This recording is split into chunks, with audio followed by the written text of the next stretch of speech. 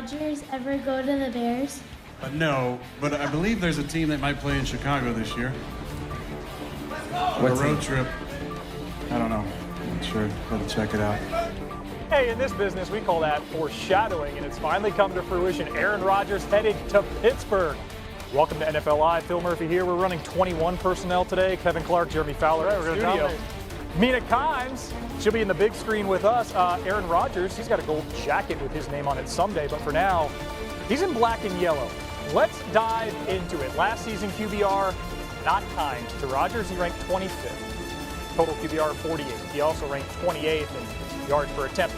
That downfall did predate his torn Achilles. You see 2022, last year with the Packers, he was 26th in QBR, but that was after leading the league, not just 2021 on screen, 2020 as well. He won MVP both of those years.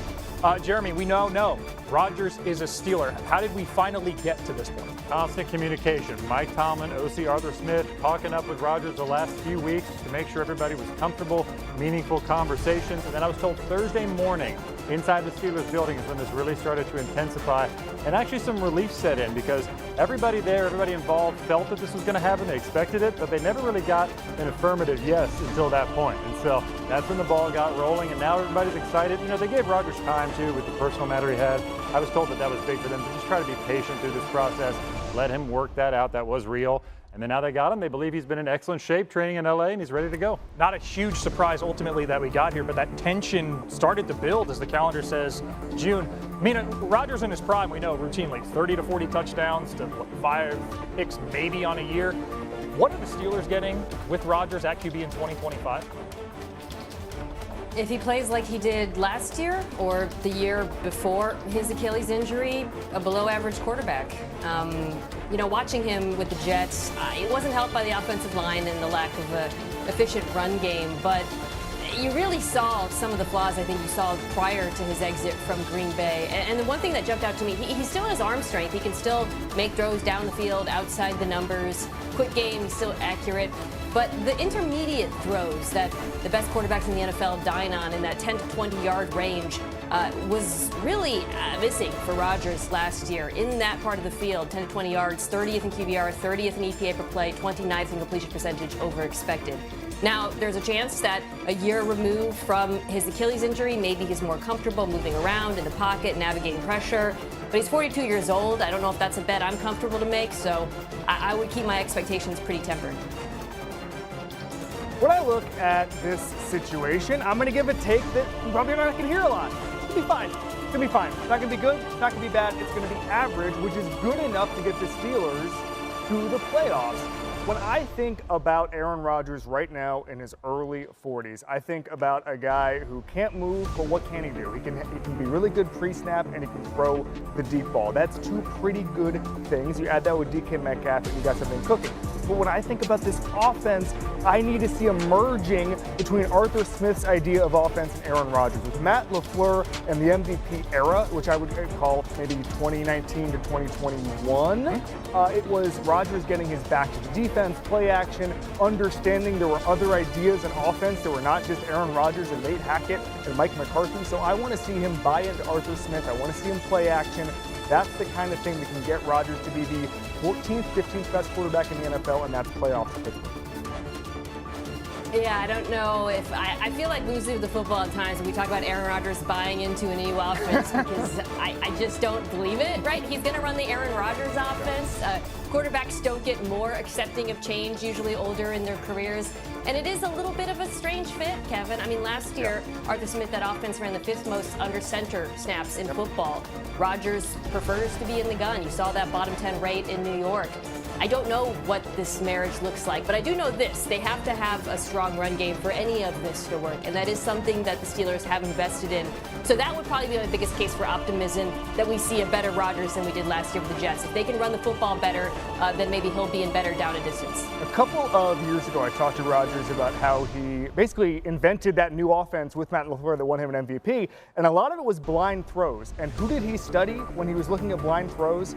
Ryan Tannehill and Arthur Smith. That was the buy-in. That was how he understood how to hang in the pocket and trust that offense. And so I wonder if he goes back to that a little bit, looks at that Tannehill tape from that year where Tannehill was one of the best quarterbacks in football, if you guys remember, borrow from that. If I'm Arthur Smith, I clip out that article I wrote a couple years ago and put it in his locker and say, look, you watched me. You watched me. Hey, fine. It's going to be fine. Fine would be an upgrade for the Pittsburgh at the end of last season. Steelers, 14.2 points per game in their last 5. Speaking of, that's now 5 different QBs to start week 1 for the Steelers in the last 5 years. Hey, the Colts had a longer run than that post Andrew Luck. Now Indy's going to be without QB Anthony Richardson for the immediate future as the 23-year-old aggravated the right shoulder joint he injured back in 2023. Head coach Shane Steichen on Thursday gave this update on his QB. So we're going to set him out this week. Obviously, he'll sit out for minicamp. We'll see when he comes back. Not going to put a timetable for training camp on it, but when he does come back, we'll ease him into throwing, and then we'll go from there. The good thing is he's not going to need a procedure right now. Obviously, look, it's frustrating, but I think at the same time, in life and anything, you go through these obstacles and these ups and downs, and you got to fight through them. That's part of life. And like I said, he's in good spirits right now. So we'll work through it. Been a rough couple years in the Colts QB stable. Anthony Richardson's touchdown to interception ratio ranks second worst amongst 45 QBs to throw at least 250 passes the last 2 seasons. The only QB who's worse is teammate Indiana Jones, Daniel, who the Colts did sign this offseason. Richardson, 8 TDs and 12 picks last year in 11 games, completing just 47.7% of his passes. Jeremy Fowler, that is the 3rd worst of any QB this millennia, but Richardson, the health now is the question. He played just 15 games total in 2 seasons. What more can you tell us about his health today? Yeah, Bill, I'm not going to look at that QB room of the Colts the same after some of those stats, but Anthony Richardson, I'm told, reported some symptoms, some agitation on his throwing shoulder a couple days ago.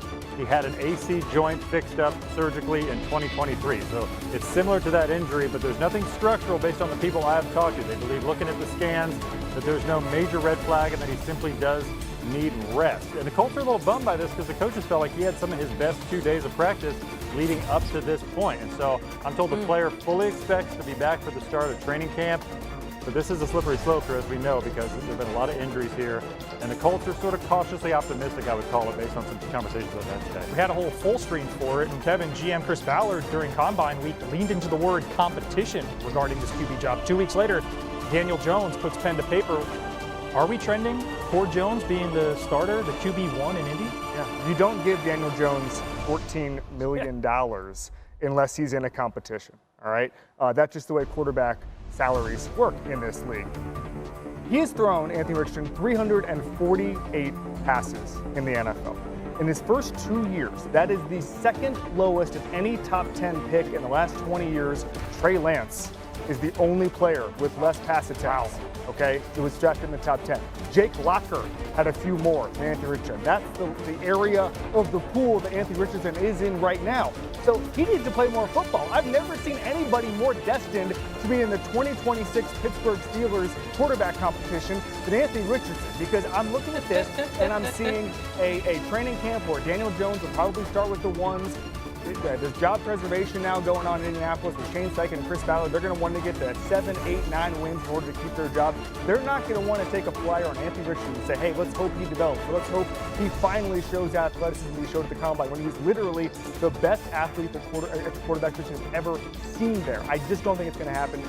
He's going to get a good start somewhere else. Yeah, this is really bad news for him because I think for Anthony Richardson, this summer wasn't just about winning the competition, say, in the preseason. It was about winning the competition in the offseason as well. This is a summer-long competition. He had to show he is taking this seriously. He is coming in and willing to be the leader of this football team, and this injury just sets him back. It changes the timeline yet again. And as Kevin accurately said, he needs reps in every sense of the word. I do think this appears to be trending towards Daniel Jones being the starting quarterback. And I think that they can build an efficient offense